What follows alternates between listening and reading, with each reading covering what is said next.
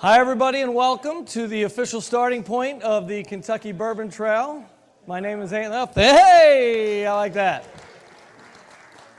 My name's Andy Treinen. I am the Vice President here at the Frazier, and it is our honor to host you for tonight's program. We have an outstanding program tonight. We're going to be tasting some Pappy Van Winkle tonight. How many people are interested in that?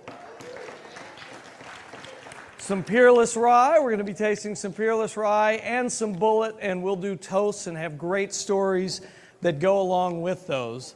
As I mentioned, we are the official starting point of the Kentucky Bourbon Trail. That consists of the Kentucky Bourbon Trail Welcome Center down here, which is a concierge service for all bourbon tourism in the state of Kentucky. Consists of the Spirit of Kentucky Bourbon Exhibition up on the third floor. Anybody get a chance to go up there? You like? You like? All right. Very good. And that consists of our bourbon programming. And this is the latest example of that. We have master distillers who come in. We do tastings. We do bourbon 101s. We do master series and dusty bottles. And tonight, really excited about the program. We have been working on this for some time now. Army Major John Tramazzo was with me this morning on Great Day Live, and I got just a little taste of what is going to be a really fun program. So first, let's open this Pappy, shall we? Because they've got to do some pouring for you. So this is the Pappy 15 year, and I'm going to crack that open and then let our partners at Masterson go to work and pouring yours for you, but I'm going to make sure we don't get cheated, all right? So you're first. Guess first. Get your 1 ounce. And I will get my 1 ounce, and then we'll send this with Donald back to finish the pours, and we'll have all of yours out for a toast in just a couple of minutes. But ladies and gentlemen, Major John Tramazzo.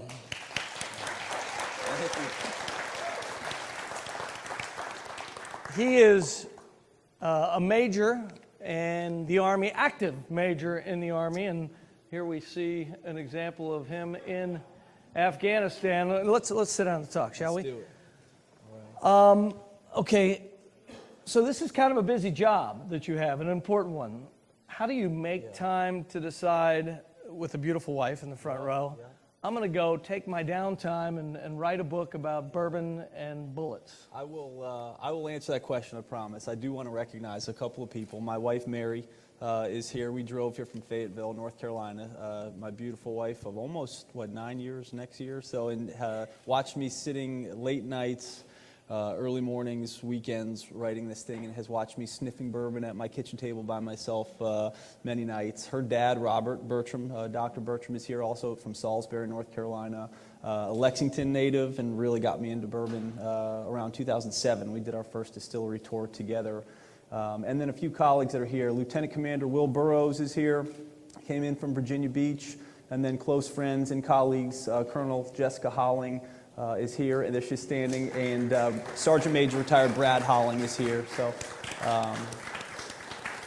Brad. How many active or veterans do we have in the audience? Yeah. Thank you all for your service. We appreciate it. And I will tell on Mary a little bit this morning when we were over at WHS 11 doing an interview about this. I said, gosh, you're finding out all these great stories. We learned a little bit more about Corky Taylor and the Peerless story we're going to hear. I said, you've got all this new information. Is there any thought about doing another book? And she's like, no. Oh, yeah, I'm a retired author, so go to the next picture. That's a nerdy picture. All right, let's talk about... That's nerdy, too. Go to the next one. So keep flipping. That's pretty cool. That's pretty cool. So, there you go. Yeah. So you're doing this so for I'm a doing living, that, and you decide I'm going to write a book. Yeah, let me get that out of the way. So I'm an active duty Army officer. I'm a lawyer. So Brian Hara is here tonight too. Read Bourbon Justice if you get a chance. I'm a JAG officer and have been in the Army about 8 years. But I've been a bourbon enthusiast for as long as I've been an Army officer, and like a lot of people in this town, hunting good bourbons, looking for the Van Winkle stuff, looking for the Buffalo Trace Antique Collection, And about 5 years ago, my brother-in-law and I started a blog. And, the only people who were reading it at the time were us, I think, the two of us and maybe my mom. It's bourbonscout.com. And we were doing it mostly because we had all these new bottles and we were excited about them. We wanted to share that with the world. So you'll see there's pictures and there's, not very sophisticated reviews. And we started to trade and talk to people about bottles of bourbon.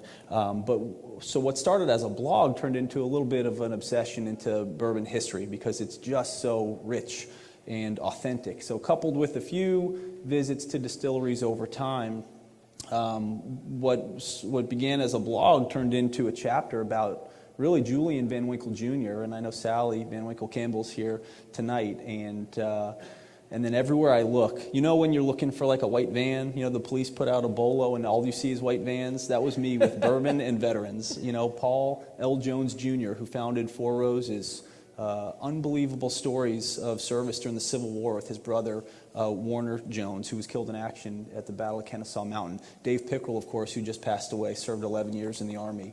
I got a chance to visit the George Washington Distillery in Gristmill in Mount Vernon, where Dave Pickerel worked, and Washington was the first real veteran distiller. And now these days, when it looks, every day it seems a new distillery is opening. Lots and dozens of those are owned by or operated by veterans as master distillers. So. Again, what started as just sort of a nerdy blog turned into, a body of work that I'm really proud to share with you all. Yeah, well, it's outstanding. I had the opportunity to read it. I guess I should, preparing for this program, but it is really, really well done. It's interesting because all of this information was out there, and I would guess the research must have taken 2 years before you put the first word on the paper, because all of these references were out there, but they were footnotes in everybody else's, and everything else in the archives and other books. They were just footnotes, and now the focus is actually the service of these legends in the industry that we know as, the names of bourbon.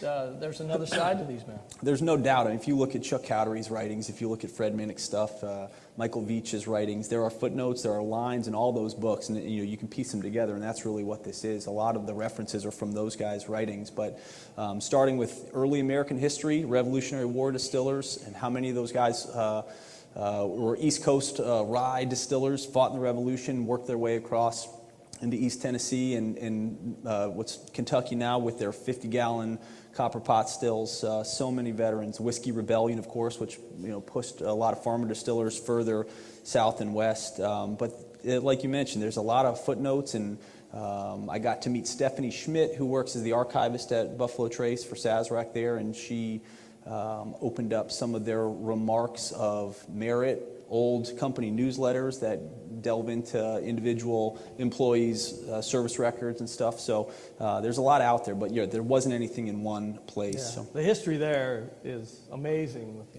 Elmer T. Lee and Stagg. I mean, it's just so much great information. So tell me about your influences and what led you into service in the first place. Yeah, so there you go. I figured that was coming. This is me and my dad, who's by design. Yeah, Andy's so good.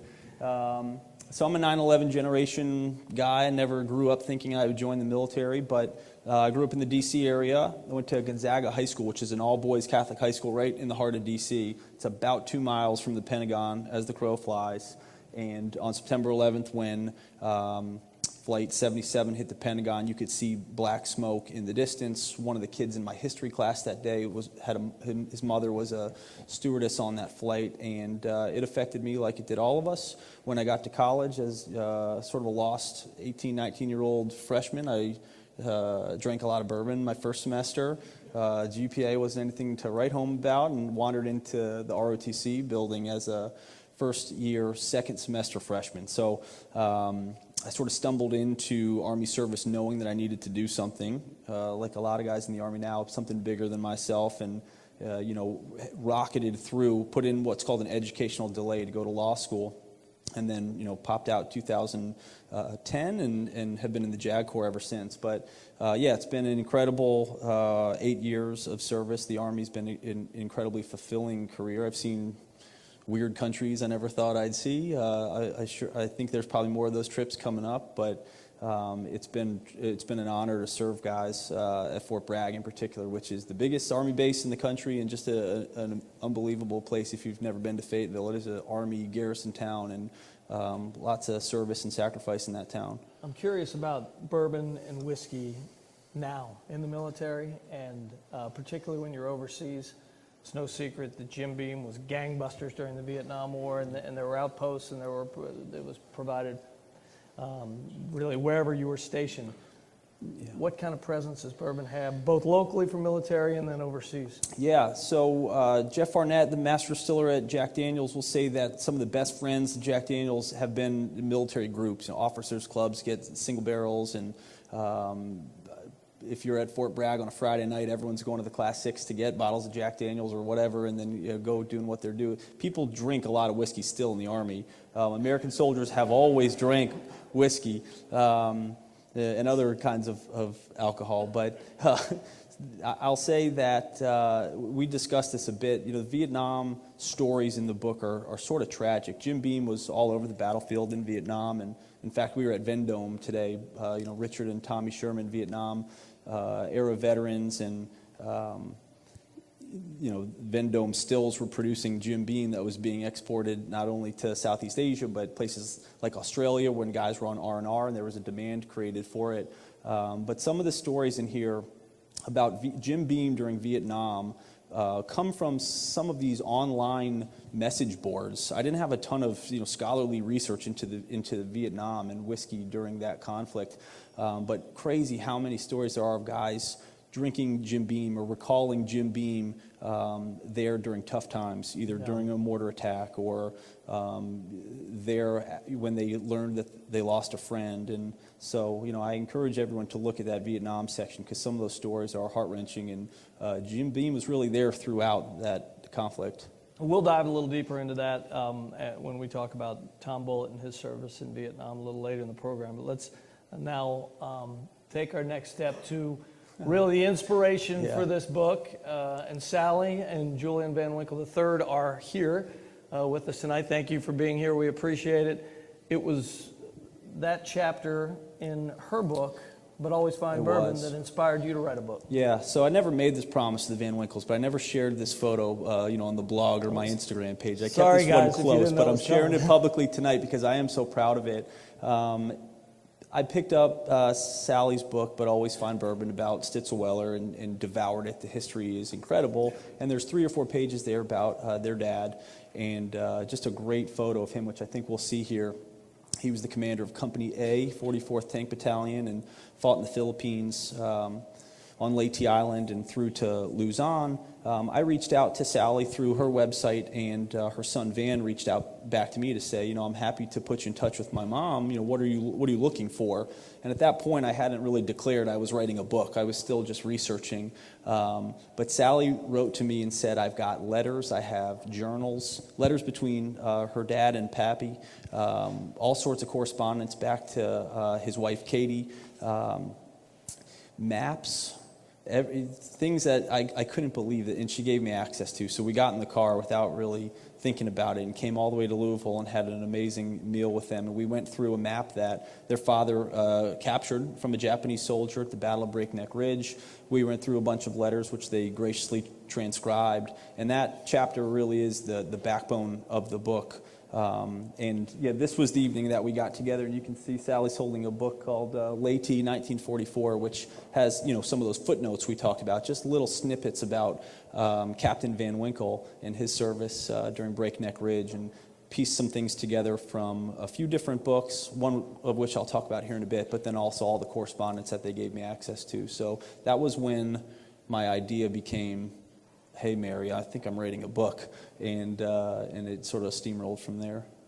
Well, maybe in our question-answer period we can talk to Mary about her initial reaction to that a little bit later. So Sally's book is outstanding if you haven't read it, But Always Fine Bourbon, and that comes from the famous Van Winkle quote, "We make fine bourbon at a profit if we can, at a loss if we must, but always fine bourbon." So another great read if you're interested in the spirit. So you're diving in, and I talked to you on the telephone a little bit about this. There are these jewels that you're finding along the way. Tell me about your reaction when you're doing research and you find something that's like, this is it. This is the peg for this chapter or this book. Yeah.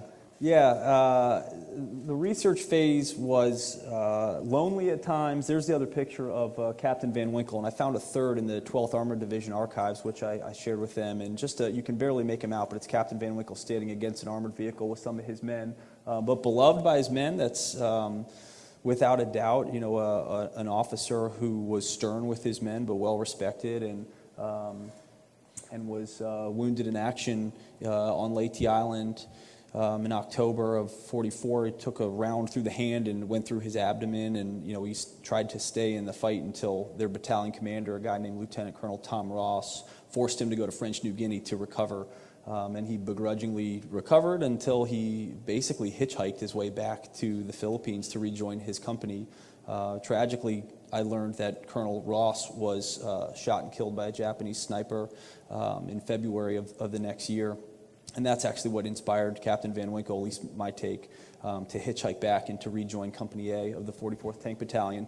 Yeah, but finding the pictures are incredibly exciting. One thing we discussed, and I tell this to a lot of other bourbon enthusiasts, all three of the Buffalo Trace Antique Collection bourbons named for men, or I should say whiskeys named for men, so Stag, Weller, and then Handy, the Thomas Hughes Handy Rye. Those guys are all combat veterans, and sifting through an old book of photos from the 21st Kentucky Infantry Regiment with another nerdy researcher, a guy living in northern New York, and I came across a little baseball card-sized picture of Captain George Thomas Stagg, and dropped my bourbon, I think, and said, oh my goodness, I just found an original photo of Captain George T. Stagg. Immediately phoned the archivist at Buffalo Trace. They did not have the picture, and soon after began my negotiation, of course. What can I get for this picture of Stagg? So, and they did trade me a bottle of Stagg for the picture of Stagg, which is in their visitor center now. But yeah, those moments kept me going. There were certainly times where I thought, this isn't worth it anymore. Nobody cares about this, or I'm not finding everything, or I'm worried that I'm not going to represent these veterans in this industry.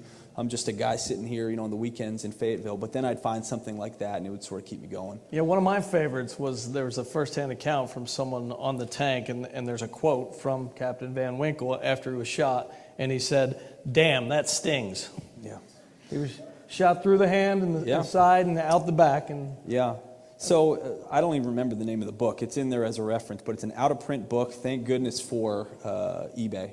And Amazon as well. But I found this out-of-print book written in the 60s in eBay, and it quoted a First Sergeant Red Cartier. I think it's pronounced Cartier. It could have been Cartier. And Red was in Captain Van's company, as they called him, and remembered that Captain Van gave him $20 and sent him to Nashville once when they were doing a training exercise, and he appreciated that. And then later during the war, he became the first sergeant for the company and was there when Captain Van Winkle was shot, and remembered, he said, he heard the captain say, "Damn, that stings."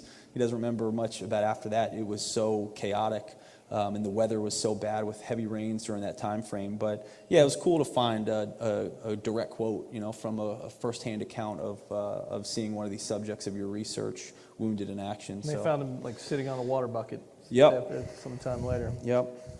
I'd like to propose a toast, but first I'd like to call Sally and Julian III up here so they can maybe share some stories as we're toasting to Pappy Van Winkle, to Julian Van Winkle Jr., to Julian Van Winkle III, to Sally Van Winkle and all the Van Winkle family. Yeah. You guys want to come up? Because I'm going to ask you to share stories too. Yeah, hi. It's so good to see you. I know.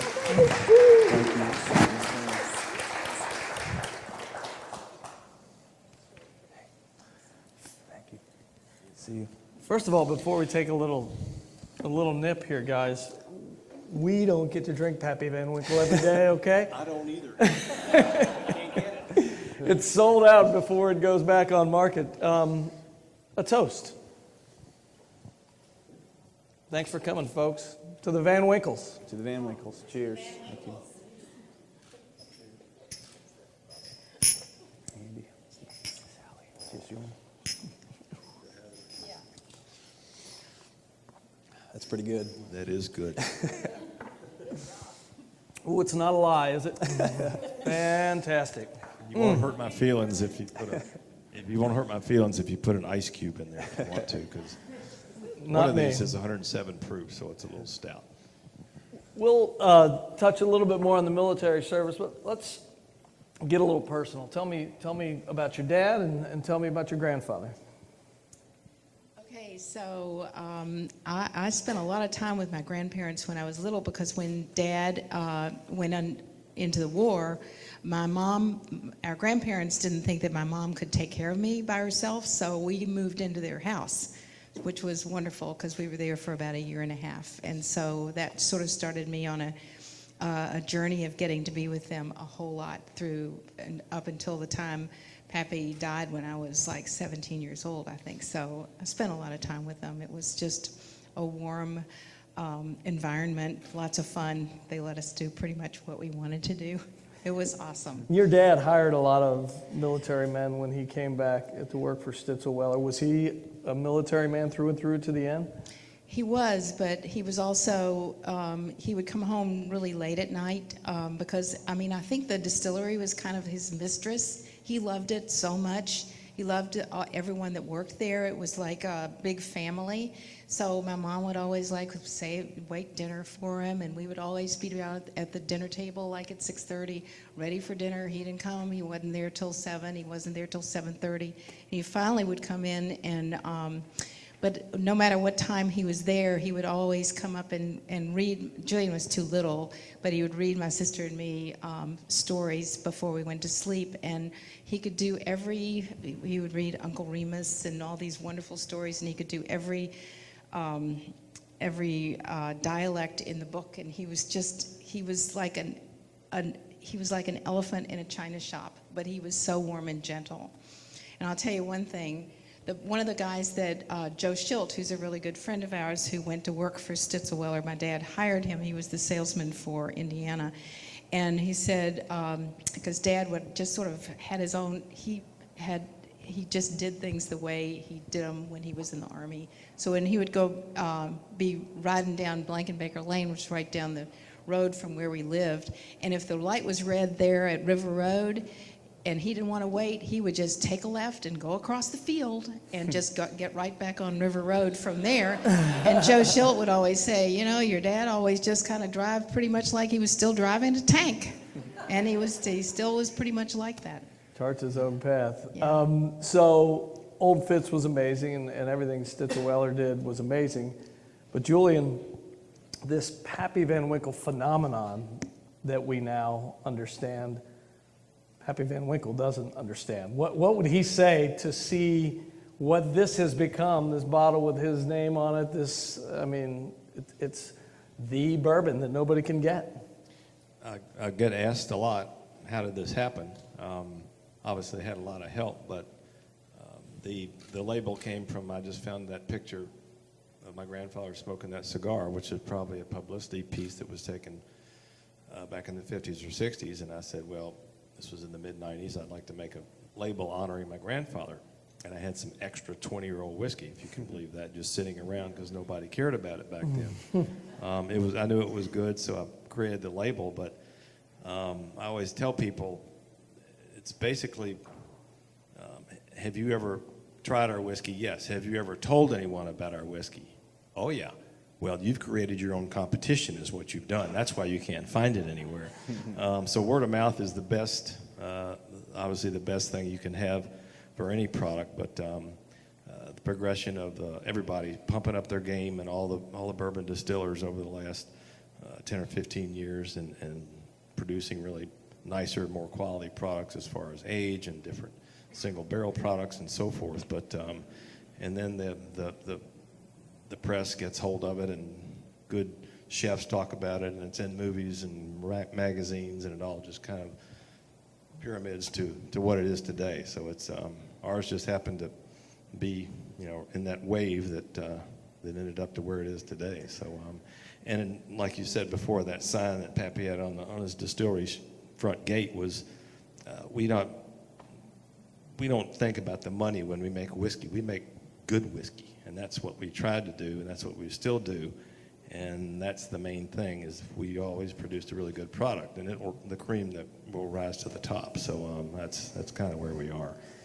These guys were outstanding at what they did, but they weren't rock stars. Now they're rock stars, right? These master distillers, these names of the brand are rock stars. You go to Bourbon and Beyond, they've got a stage right next to Sting and Robert Plant, you know. Would either of them been comfortable with that role? Would they have relished that role? Would they have liked that? They look at each other. What they were doing in the 50s and 60s is what's popular now. So I'm sorry they're not actually physically here to experience what they were doing, because selling aged premium wheated bourbon whiskey is what they were doing. It was just 40, 50 years too early. But I don't know. I think Pappy would have loved it. They both were showmen and salesmen, so they would probably just really They would be get getting a kick out of really it. big kick out of it now. Yeah, is that right? Sure, yeah. And they were both salesmen, right? I mean, that's how it started. Oh yeah, I found a file the other day because I was looking for. Sorry, I can't find all those letters that they're somewhere, but John was talking about. It's in the second during book. the war. Let me get some. But it's very interesting to find these old files, and I've got all these handwritten notes from my dad about sales tips when I started working for him. And the hard part's reading his damn handwriting. So, but that's the way he did it. But he was a salesman, and he, gave all these tips and books to read and so forth. So I was his PFC basically, is what I was. And, What's that? private first class. Oh. And he was a captain, so I took a lot of instruction. You took your orders and did what you were told. Here he is with. When we were little too, and he would often bring home the salesman for dinner when they were in town. And Ivan Parks that was his aide during the war, and Ivan would come quite frequently and have dinner. And the salesmen they were part of the family, and we all kind of really looked forward to them being there. We could get out of doing homework because we could just hang out with them for a while, and they would tell ghost stories to us. But we would never ever hear any talk of war or the service or anything. It was just not that they avoided it. We just never ever heard it ever. We saw Dad's scar. That was fascinating to us, but because it was massive, but we never wondered what the story was or anything. John, that's not that uncommon, right? I mean, We took it for granted. served in Vietnam. He Never was in the talked war about. and got shot, and we just took it for granted. But boy, I wish he was alive today, because I sure have a lot of questions for him now. It's consistent. I mean, both of my grandfathers served. And of course, we see that generation as the greatest generation, not because of what they did, but because of their attitudes, I think, when they came back and what they did to reignite everything that sort of went into pause mode during the war.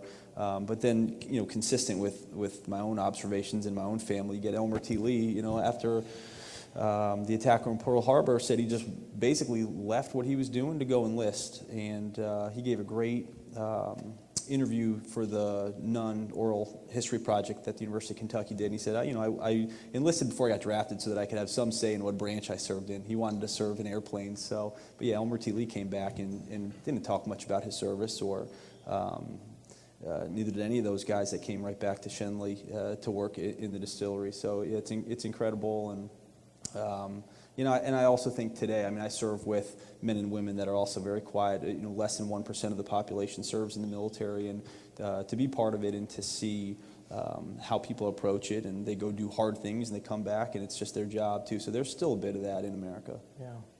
This next picture is one of my favorites because even in the Pacific Theater, World War II, 1942, little Louisville, Kentucky comes back in the naming of the tank. They called it Old Fitz. How cool is that? Was that something you found? That's in Sally's book. That's in Sally's book. But of course, that picture jumps off the page, of course, because people know Old Fitzgerald. People go crazy when they find old bottles of very old Fitzgerald and very, very old Fitzgerald. And yeah, that's a cool one.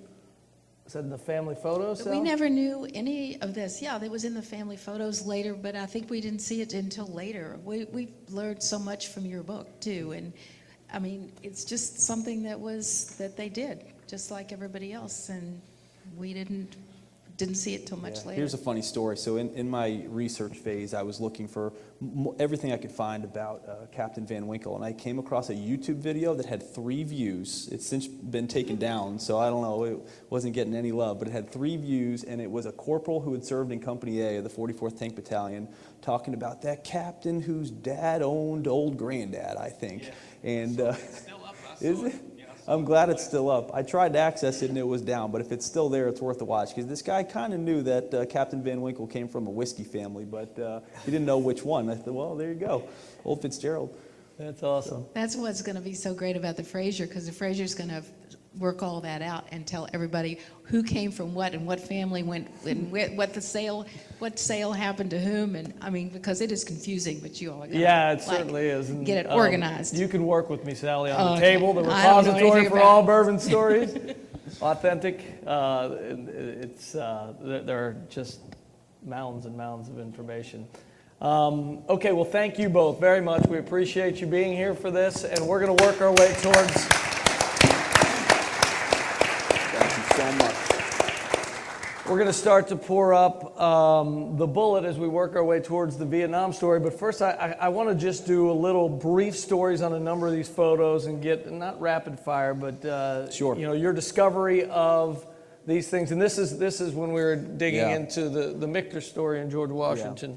So I should say, other than marrying my wife and the days that our kids were born, today's the best day of my life. But before today, the other best day of my life was hanging out with Julian. That's Joe Malioco from Michter's there on the right, and that's Preston, of course, on the left. But Joe Malioco restarted Michter's with a guy named Dick Newman, and Dick Newman lost his leg in Korea as a private first class in the 1st Recon Marine Company. Like the 3rd week he got to Korea, a Chinese mortar blew up and took his leg off. But Dick Newman eventually became the president and CEO of Austin Nichols, of course owned the Wild Turkey portfolio, and then later went to Buckingham Liquors. But in trying to learn what I could about Dick Newman, I came across Joe Malioco because Dick Newman was a consultant to Joe as he reignited the Michter's brand.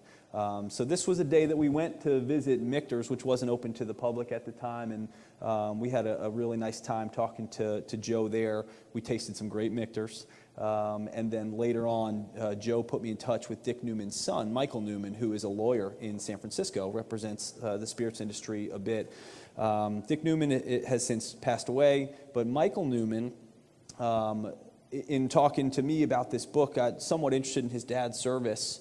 When his dad was wounded in action in Korea, a gentleman by the name of Private Leo Suchi pulled him up a ravine to safety. And Dick Newman always said, if it wasn't for Sushi, he said, I hated that son of a bitch, but if it wasn't for him, I wouldn't have made it. But they never talked again after the war. In doing some research, I found Leo Suchi's daughter in Pennsylvania and Michael Newman, who was Dick Newman's son, and the two of them sort of connected, which was neat. But this was the best day of my life at the time. Drinking with Julian Van Winkle and Preston and Joe Malioco and my father-in-law Robert there in Shively. So that's what that picture's all Here's about. the more better days ahead. This Yeah. is our first president, our only president who actually led troops into battle.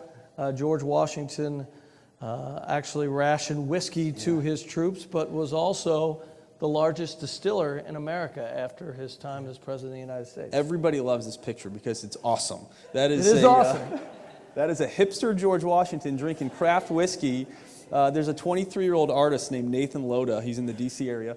And he was commissioned to paint this for a great restaurant there called Farmers and Distillers. So if you're ever in D.C., go eat at Farmers and Distillers. But George Washington ran a massive distilling operation along with his farm manager, who was a Scottish whiskey lover, and encouraged Washington to switch from creating wheat flour to taking all that wheat and that rye and making whiskey. So they turned what was a state-of-the-art grist mill into a massive distillery, and they were the biggest distilling operation at the time. When George Washington died in 1799, he was putting away about $200,000 a year in whiskey sales in modern dollars. But yeah, this is a painting that Nate Loda did for Farmers and Distillers to sort of bridge the gap. But if you ever get to go to Mount Vernon, and if you haven't been to the George Washington Distillery and Grist Mill, it's a fascinating place. It's reopened, and this man had a part of it. Yeah, so Dave Pickrell, of course, passed a few weeks ago in San Francisco, but Dave was contracted to be essentially the consultant / master distiller at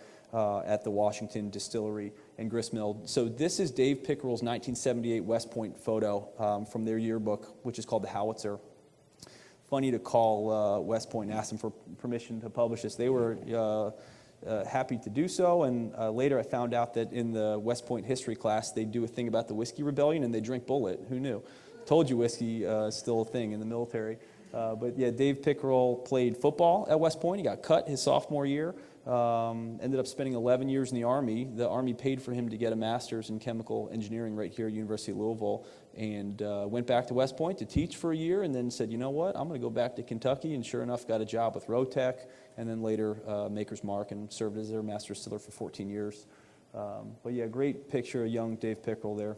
Yeah, he took Makers from, I think, 250,000 to 1 million barrels in like 14 years. Production. George T. Stagg. Yeah, so there's the famous baseball card of George Stagg. Made me drop my bourbon, and I got a bottle of Stagg at the house because of this photo here, which now resides Still in Frankfurt. have it? Yep, it's almost gone. But yeah, George T. Stagg fought for 4 years with the 21st Kentucky Infantry Regiment. Of course, Kentucky, a border state, he had to make a tough decision, but was an abolitionist and joined the Union. Fought against cousins and relatives in the Civil War, but 4 years during the Civil War as a federal officer, fought at Murfreesboro, also known as Stones River, and I found a few accounts of him leading men, in violent charges against rebel soldiers, but fought all the way through to the end of the war. And yeah, they mustered out at a place called Green Rivers Bridge, Kentucky, and he went home. The choices were either sell shoes in Richmond, Kentucky, or go sell whiskey for Colonel E.H. Taylor. So he went the whiskey route, and of course, most of you all probably know the Stagg legacy. Elmer T. Lee, who is largely responsible for Blanton's, which many people credit for the resurgence of bourbon and small batch bourbon and the popularity that it's enjoying today. Yeah, so Elmer right there, front row, second from the left. Young Elmer T. Lee's a bombardier on a B-29 crew. Most people, of course, my friends and other bourbon enthusiasts are waiting in long liquor lines for bottles of Elmer T. Lee single barrel, which is made of Buffalo Trace, but before he was a highly sought-after bottle of bourbon. Elmer, of course, master distiller at what was the Stagg Distillery for, I think, 35 or 36 years, a Frankfurt native, and this is him about a week after he got to Guam. The interesting thing about Elmer, he trained for almost 3 years to be part of a very heavy bombardment crew on the 16th Bomb Wing. When he got to Guam, kind of late in the war, May of 1944, the airfields had just been constructed. They just finished construction. And one of the technicians who was down there working on the flight line and the administrative buildings around the flight line was a guy named Jimmy Johnson, Jr., who, of course, had been working at the Stagg Distillery, and his father had worked at the Stagg Distillery as kind of the warehouse manager there for many, many years. But Elmer didn't know Jimmy Johnson Jr. at the time. They reconnected later after the war. And of course, Elmer, master distiller there at Stagg, now Buffalo Trace, and Jimmy Johnson Jr., the warehouse manager there for over 30 years. And we had a great tour with Freddie Johnson yesterday. Oh my gosh. At Buffalo Trace. Who had a professional career and came back to, I guess, upon a promise to his father and grandfather, that he would work there one day. Yeah, that's it. So Freddie promised his dad, that he would work there, third-generation Johnson man at the distillery, and we got to spend some time with Freddie. But he was instrumental in telling stories about his dad and Elmer and putting me in touch with a gentleman who maintained his dad's military records because they had been destroyed in the 1970s fire at the St. Louis VA records facility there. So yeah, I was excited to find this picture, and a guy who runs the 16th Bomb Wing Association made me pay him $2 to use this picture in the book. Said, all right, I'll write you a check. Freddie Johnson, incidentally, inducted into the Bourbon Hall of Fame here at the Frazier earlier this year. And if you ever get a chance to take a tour from Freddie Johnson while you're at Buffalo Trace, that's the guy. Colonel Thompson? Yeah, so here's a special one. I didn't know much about Glenmore. This is Frank Barton Thompson, Jr., who ran the Glenmore Distillery for a long, long time. He was both a World War I and World War II vet. His family said they didn't know much about his World War I service, but his mom found his Croix de Guerre in his clothes when he came home. He was awarded, a Valor Award from the French in World War I. And when World War II broke out, despite the fact that he was running a massive distilling operation at Glenmore, He left the distillery as a lieutenant colonel in the Kentucky National Guard and went back into service with the 149th Kentucky Infantry, which was a unit that sent scouts out to recon Breakneck Ridge, where Julian Van Winkle Jr. later fought. So there was Kentucky men all over the Philippines there in World War II. But unbelievable stories of service from Frank Barton Thompson Jr. and, of course, Corky Taylor with us today. There's some connections between Peerless and Glenmore that we should talk about. But yeah, interesting. And just like Julian Van Winkle Jr. ran Stitzelweller like a tank commander and drove like a tank commander, apparently, Thompson's wife would complain that even when he put on nice clothes, he wouldn't ditch his Army-style shoes. So he kept his combat boots on, basically, even after he was home. And his son, Buddy Thompson, actually released a bourbon here at the Frazier last year, Final Reserve, which is a bourbon that's been in the barrel longer than any in history. It was 45 years in the barrel, and we sold out that 45-year expression in about 2 hours. People camped outside for 30 hours overnight to get it. And Buddy is a great guy. Our president, Penny People, had a conversation when we told him we were going to have this program, and he was going to try to get here, but he could not. But he said he got choked up and thinking about those memories of his father in the service. And Buddy has given, by the way, 90% of all the proceeds from the sale of those Final Reserve 45, 44, and 42 year to veterans causes. Yeah. And on that note, I should say one thing that struck me, and most people know this, but it really struck me when I kind of jammed it all together. All of the big bourbon companies, all the big distilleries in America give back to veterans. Jack Daniel's has Operation Ride Home, where they take a certain amount of proceeds and they give it to a group that basically drives soldiers who can't get home for the holidays. Wild Turkey has their boot campaign, if you've ever seen Eddie and Jimmy Russell on an ad wearing combat boots. And they give a ton of money back to veterans charities. Brown-Forman has their Brave. Brown-Forman, the Veterans for Employees, and they do a lot in the community. There's a Woodford Reserve room at Fort Knox. As an Army JAG, we don't know who did the lead review for the Woodford Reserve bar at Fort Knox, but there is one, and on and on. So, Evan Williams has their American Hero labels and so forth. So it's amazing. And yeah, Buddy Thompson's the Final Reserve. 90% of what he made from that goes back to veterans groups. All right, now we get into Tom Bullitt's story, who served in Vietnam. Yeah, so I don't have to tell you much about Tom Bullitt. I think we're going to drink some of his whiskey. But Tom Bullitt told Fred Minnick, who, of course, Louisville guy, also a combat veteran. Fred served as a staff sergeant in the National Guard and went to Iraq. Fred did an article about Tom Bullitt for the American Legion magazine, and Tom said, the thing I'm most proud of, other than being a husband and a father, was my service as a Navy corpsman in 1968. If you've ever seen his office, he's got Marine Corps and Navy stuff all over it, and proud of his service. But 1968, as many of you all know, was a terrible year in Vietnam. It was the year of My Lai massacre. It was the year where the most number of American soldiers were in Vietnam. It was the highest casualty year and so forth. And he was there as a corpsman. A corpsman is a medic in the Navy. And as I wrote in the book, he had lots of relevant work because he was treating gunshot wounds and saw horrible things. He's quoted as saying, how can men come to this, watching a battle outside of Da Nang. So, but cool picture of Tom, and I appreciate him letting me put it in the book because, he's an important veteran in your industry. And did he also volunteer? Yeah, he sure did. So Yeah. his dad was a combat wounded veteran. His dad lost his eye in World War II, He right? did. He remembered his dad being in pain at night but never missing a day of work. And Tom went to law school, actually took the law school admissions test in Vietnam with a pistol on his hip. He took the LSAT thinking, I got to get out of the military and go home and be a lawyer. So I can relate. I get it. But his dad, before he left, he said, okay, here are your options. You can go back to the Bernheim distillery and be an intern. You could go to law school. You can go into the military. This was in the 1966-67 time frame when he graduated from college, and his dad encouraged him to go into military service and then take the LSAT while he was deployed to Vietnam, and he did all that and had a great legal career, and then of course fulfilled a dream with the Bullitt Distilling Co. Pretty successful run with Bullitt Bourbon. Yeah. Well, let's toast to all Vietnam veterans, and I'll toast with water because We got to get you some Peerless. Yeah. Vietnam. Okay, first of all, a toast to all of our veterans, and particularly right now to our Vietnam veterans and Tom Bullitt and all who served alongside him. Thank you, Tori, and we can bring the next one out right away. Cheers. Cheers. Wouldn't be right to do it with water. It's bourbon and bullets, not water and bullets.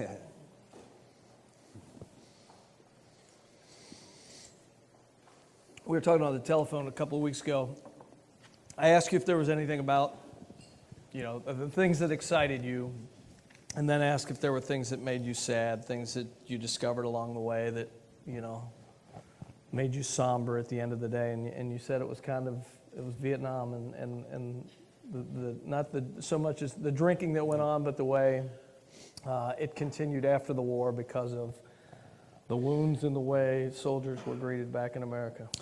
Yeah, there's no doubt. There's a story in the book about a lieutenant who goes into his battalion commander's office, and the colonel's sitting there with a bottle of Jim Beam on his desk, and he has to deliver the news that his best friend, another lieutenant in the company, had been killed in action, and they choked down some Jim Beam. And he remembers thinking, how could this be? They'd gone through OCS together, and he drank Jim Beam in sorrow. And then, having grown up in the D.C. area, there's a lot of homeless people in every city, but certainly in D.C., and it's poignant when you walk by the Vietnam Veterans Memorial and you see guys there in reflection.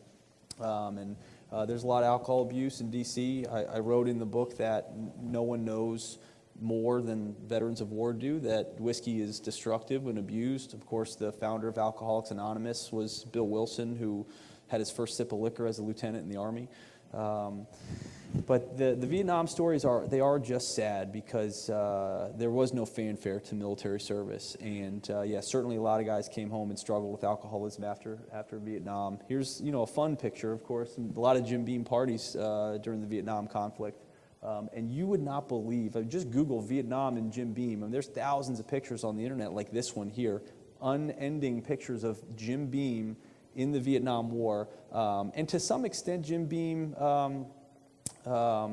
Recognize that. There's a great decanter out there from 1975. Jim Beam did the ceramic, Vietnam-era helmet on 2 boots, and it's aged 100 months. And we found a full bottle or decanter of that, and it's a special one for me because Jim Beam and Vietnam are forever connected, and all the good ways how whiskey can comfort, and all the bad ways how whiskey has the power to destroy.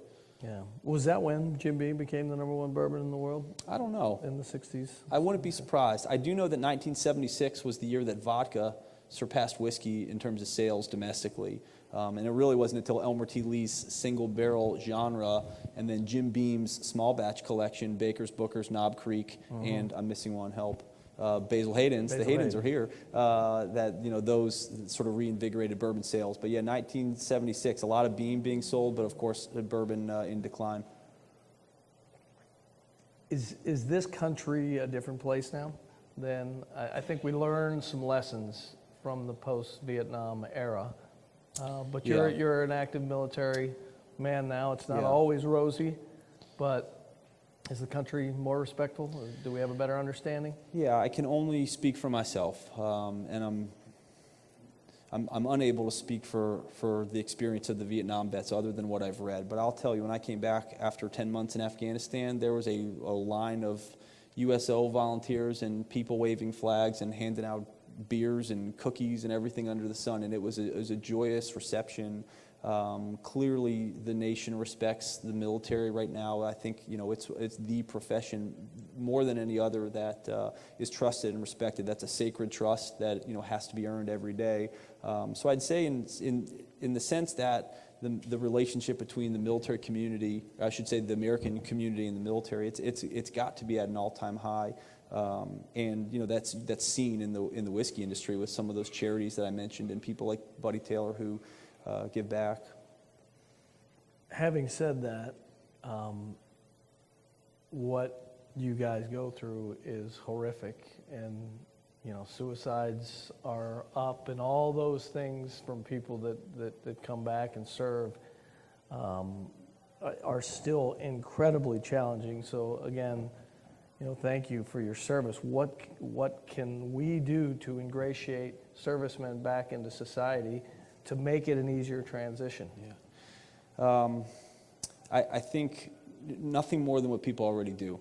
We go to work like you go to work every day, and nobody joins the military to, be thanked and praised for it. I will say that, every distillery in Louisville and in Frankfurt gives a military discount. That's nice, so I'll take that. So That'll solve it. half off in a couple places, $4 off at Old Forester today, so we'll take it. There are 49 distilleries with either a veteran president or master distiller. Yeah, there are. It's incredible. Look around and you'll see American Freedom Distillery popped up and sells the Horse Soldier bourbon. Those guys were some of the first Special Forces soldiers that invaded Afghanistan in 2001. You get little tiny places like the Leatherwood Distillery, a retired Green Beret who's down there by himself with a hillbilly still making whiskey. And yeah, I mean, the final chapter, it goes on and on because there are places like Stranahan's in Denver, Colorado, which is a massive operation. Rob Dietrich's the master distiller there, fought in Somalia with the 10th Mountain Division, all the way through to, like I said, guys with small stills. But there's a lot of veterans making whiskey out there, so that's something you could do is buy veteran whiskey. Yeah, we had MB Rowland on the last. So Paul Tomaszewski at MB Rowland in Pembroke, Kentucky, 2 times deployed to Iraq. Great story he tells is after his second deployment to Iraq, he went to visit his brother, who was a Navy dentist in Japan, and they drank a whole bunch of Japanese and Scotch whiskey, and he said, the light bulb went off, I got to make whiskey. So he left the Army, bought an Amish farm in Pembroke, and now he makes really incredible bourbon, rye, and even flavored whiskey. And I don't really drink flavored whiskey, but Paul Tomaszewski there, if you haven't had MB Rowland whiskey, is making good stuff, and he's a great example of a veteran distiller. We are going to pour the Peerless, and I'm going to ask Corky, please, to come on up to the chair here. Corky Taylor is here. He is the co-founder, along with his son, of Kentucky Peerless Distilling, which is an amazing distillery. Our immediate neighbors to the west, Corky invested greatly in this project after what he thought was his retirement, which really, retirement didn't go very well for Corky. He said it was the most miserable half year of his life before he decided to jump back in and invest in Peerless. But there's a great, Peerless is mentioned several times in the book. It's one of the distilleries that continued production through Prohibition. Corky, hi. Hi. Welcome to the stage, or whatever this is Nice up to be here. Yeah. Okay, let's talk a little bit about your dad, because you and I speak every couple of months, and he's someone you talk about often because you're obviously proud, and he was not a whiskey guy. No, he but wasn't. your We family has skipped a that, rich Jim. whiskey history. But he drank a lot of whiskey. And when I saw the tank up there with old Fitz talk about bringing back memories, that's what he drank nonstop most of the time. So He was an old Fitz guy. He was an old Fitz guy. He loved it, and he drank it at the officers' clubs, at home, parties. So, I mean, I've seen many bottles of old Fitz. So your father was, for a period of time, the right-hand man of George Patton, the That's famous correct. George Patton. Tell me about that.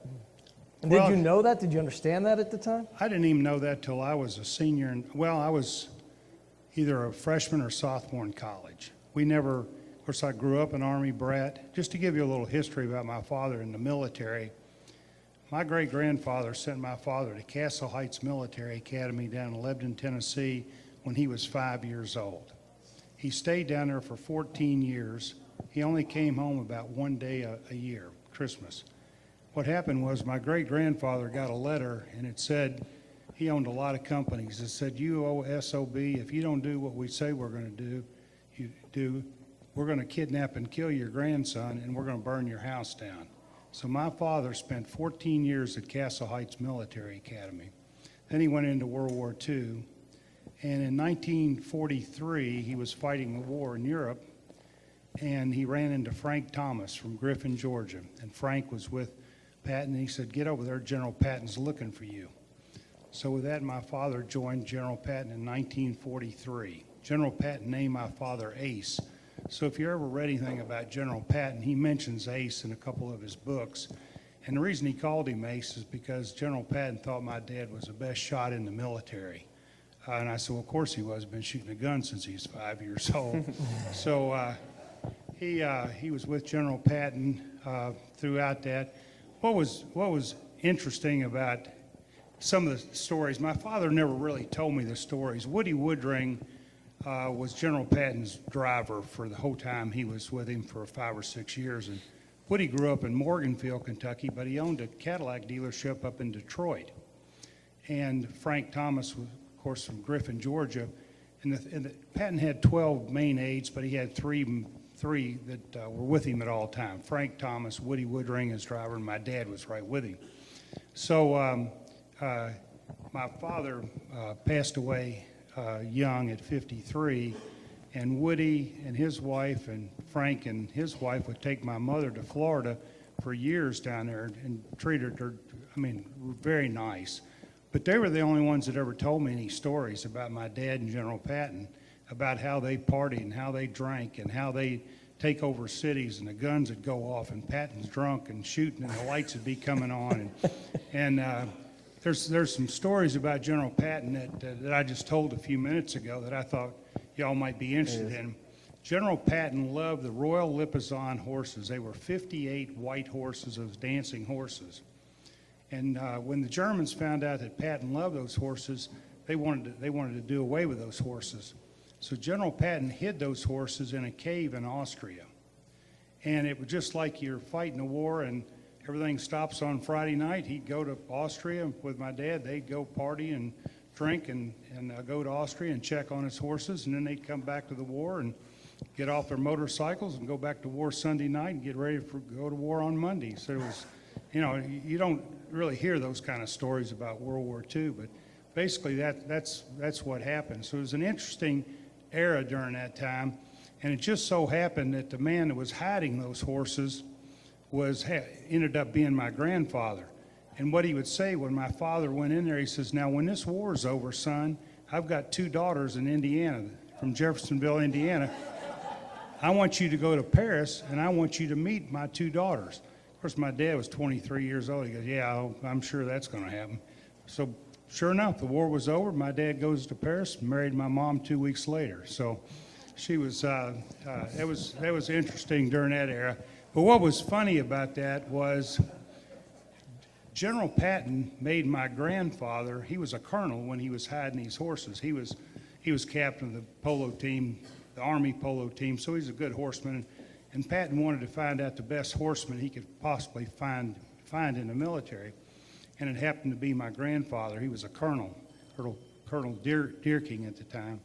And so he made a general. So when he got back to the United States, they took it away from him. So he was a full colonel, made him a general, and they found out Patton made him a general for hiding the horses during the military. They took it away from him. So I grew up an Army brat, which was a great life. My father, of course, he was strictly military. I laugh, but I'm serious as can be. I only said 2 things to my dad: yes, sir, and no, sir. That was it. That was my conversation with my father. But I grew up. He looks serious. Yeah, he was serious. So I grew up in Hawaii most of the time. Of course, we were born in Fort Benning, went to Kansas, went to Leavenworth, went to actually Fort DeRussy. It's right on the beach. We lived in the first house right on Waikiki Beach. So when we got to Hawaii, then we went to Shafter, then we went to Schofield. But my father went to Korea for 2 years and was gone when I was in the 2nd and 3rd grade. And then he got back from Korea, and General Westmoreland sent him to Vietnam in 1957. And from what I understand, at that period of time after the French pulled out, he was the first officer to go to Vietnam sent by Westmoreland. And he would leave for 90 days, come back, leave for 90 days. He did that for about 2 or 3 years. And when he got back, he and General Westmoreland, I had a bedroom right off the kitchen, and General Westmoreland, my father, would sit there at the kitchen table and map out Vietnam and how they were going to do it and how they were going to take it over. And my dad came back and said, "We're going to take Vietnam over in 90 days. This is how many troops I need. This is what I'm going to do it. This is where we're starting." I mean, he had the whole thing. So they went to Kennedy at the time and said, "We're going to take Vietnam over in 90 days." And Kennedy says, "No, you're not. You're going to do it my way." So that shut that off. I used to caddy for General Westmoreland, by the way. I'd caddy for him on Saturday morning at 9 or 10 o'clock, and I played golf with him. I played 9 holes with him on Sunday afternoon. I was only 10 or 12 years old, but I enjoyed playing golf with him. Got to know him as a young kid. So that went through the Vietnam era, and then Bay of Pigs came along. So my father, Westmoreland again, sent my father to Bay of Pigs. He was the officer in command of Bay of Pigs and sat out there in the battleship for about 90 days off of course, Cuba. Same thing happened. They called Kennedy and said, we're going to take over. And Kennedy says, no, you're not going to do it that way. We're going to do it my way. Well, with that, my father, needless to say, was more than upset. His whole life was the military. Time he was 5 years old. So he came back and he said, this family's retiring from the military. So we ended up moving back to our hometown of Henderson, Kentucky. He owned a Ford dealership down there, and then he passed away young at 53 years old. It wasn't until I was a sophomore in college that I knew that he was even with Patton. I knew he had 2 Purple Hearts, one in World War II and one in Korea. And I knew about the history, some of the military, but I really didn't know it all until after he passed away. And Woody Woodring, when they made the movie Patton, my dad was still alive. So they came to my father and they said, Ace, we want you to tell the whole story of Patton. He said, I'm not going to tell you one word, so get on out of my house. I thought, well, that's kind of different. I thought you'd do something, They came back the next day to the car dealership and said, we want you to, he said, I told you, I have too much respect for General Patton. I'm not going to tell you one thing. So it was Woody Woodring and Frank Thomas that gave him all the information. I finally begged my father to go see the movie Patton. And the last night it was shown in Evansville, Indiana, I said, come on, go with me. It was on a Sunday afternoon. He drove over. He was real quiet. Took him in the movie. He never said a word. On driving home, I said, well, how'd you like the movie? He goes, it was okay. That's all he ever said. He never said anything about the movie or how it went. And Corky's a Renaissance man, right? So you're also in the film industry along with opening a distillery, and you're involved in a whole lot of things. But let's have a toast to your father, to General Patton, to Kentucky Peerless for bringing this great brand back. And this is the rye that we're going to taste here. It's an outstanding rye. The bourbon will be available in June. It will. In June of 2019. On my father's birthday. On your father's birthday. Well, let's drink to that. Cheers. Cheers.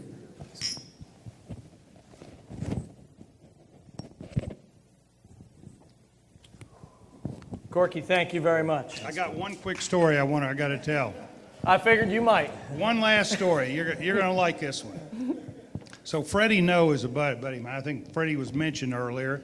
Of course, Freddie's down at Jim Beam. And all he's been saying for about the last 20, 25 years, he went to Castle Heights Military Academy, and he said that the Allman Brothers went to Castle Heights. So I never said a word. I heard this and I heard the stories.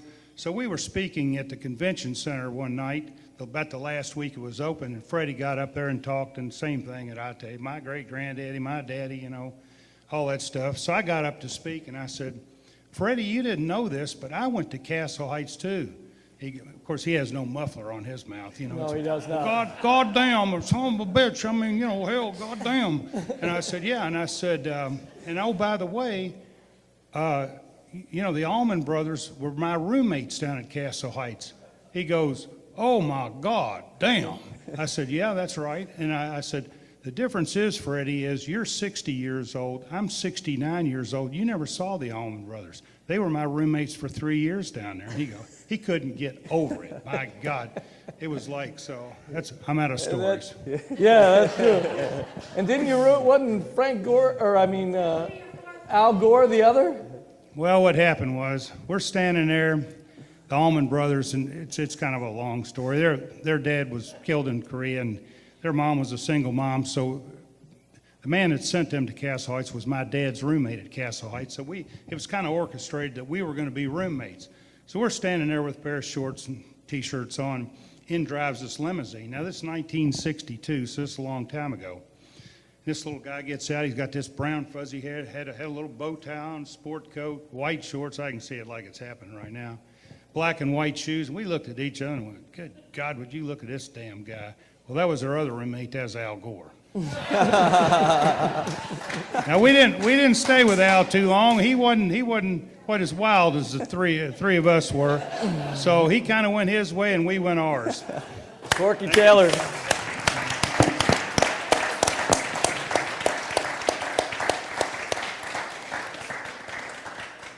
Yeah, we have Fred on a.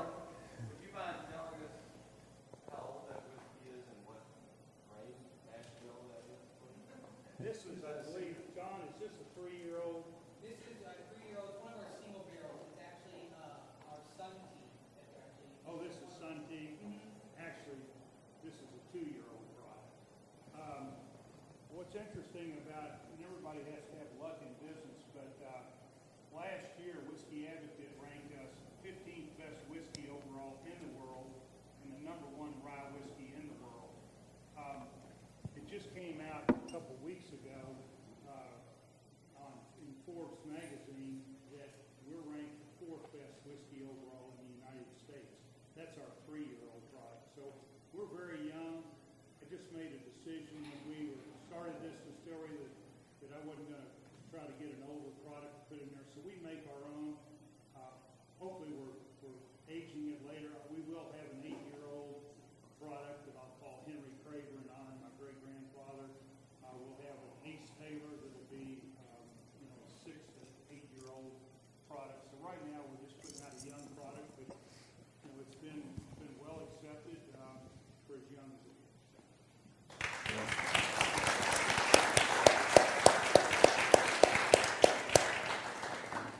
Corky mentioned Fred Noe, who was here in our last program, and the topic of vodka came up, and Corky referenced his mouth, and Fred's like, I don't know why anybody would drink that shit. He goes, you know what?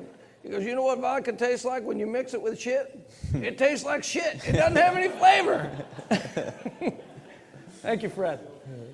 All right, folks. I first of all want to salute you, Major. Thank you so much for coming in.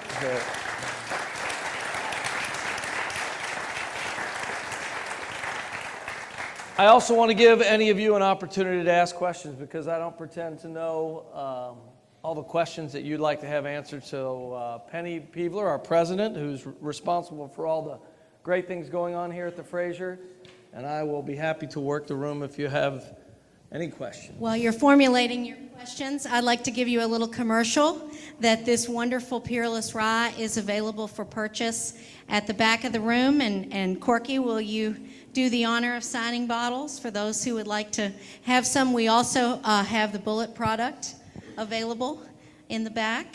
So, along with all kinds of, we've got a great bourbon selection in there. It's the best bourbon selection in downtown Louisville. So if there's something Great. you don't think you can get somewhere else, it's probably back there on the shelf. unless it's Pappy Van Winkle. Yeah. Well, that's true. Julian, can we do something about that? We don't quite sell We the volume loved that tasting Liquor it Barn tonight. does. Yeah, Thank you so outstanding. much, Julian and Sally and Corky and John. It's been a real pleasure to meet you. It was such a blessing when Sally introduced us, and we're so grateful that you've included us in your Thanksgiving plans and to have your friends here and your colleagues, and we really appreciate you being here. Thank you. Thank you. No, thanks So- to you, Penny. Thanks to you and Andy as well. I appreciate it. There are also books available in the back if you would like to take one home for a friend, and I'm sure John will be glad to sign some of those. Michael is in the back, so if you'd like an extra copy. Questions? See, Penny? Yes. Yes, please. Really? Okay. So, we've heard really some amazing stories, and your book lays out really things that move us, right, John? And John and I work together, and we work for an organization. I know this is film, so I'm not going to say much. No, normally I overshare. But I'm not going to be able to because this is on film. But we work at a place where we represent clients who are at the front of the fight. And I think it's important, really, for the group, as you honor veterans, John, to really honor your service.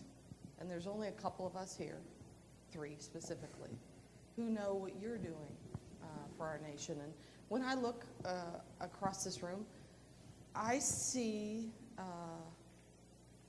not many millennials, John. You're one of maybe one. I'm a proud millennial. Maybe 1, 2, 3 millennials in this room.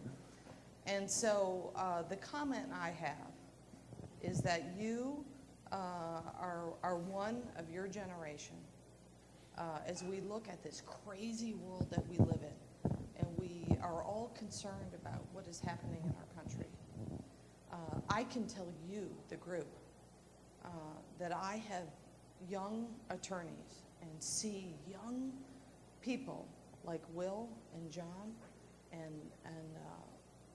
hundreds, if not thousands of others, every day, just absolutely crushing themselves for the service of our country, whether they are combat operators or those who support them. You are one of that select population that should not go unnoticed tonight in the history of Bourbon and Bullets. So thank you, John Tramazzo. Thank you so much.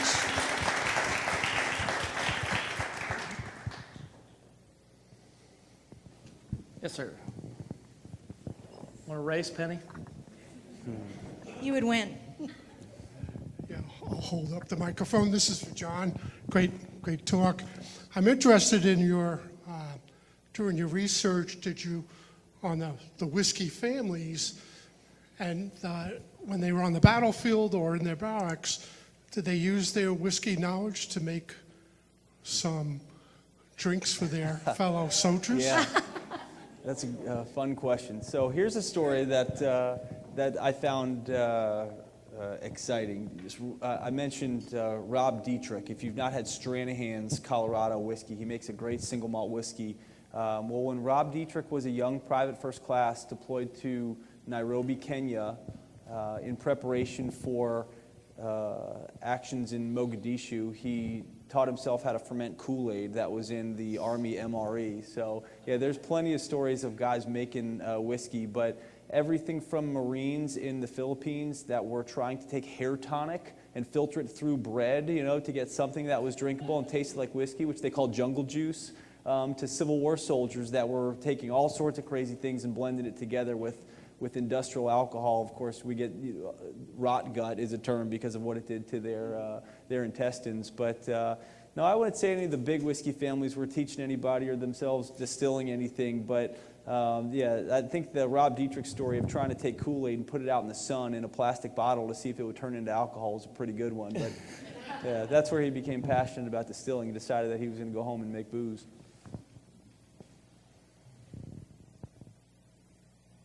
All right.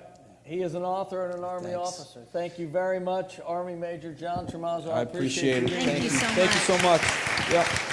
Cheers to you all.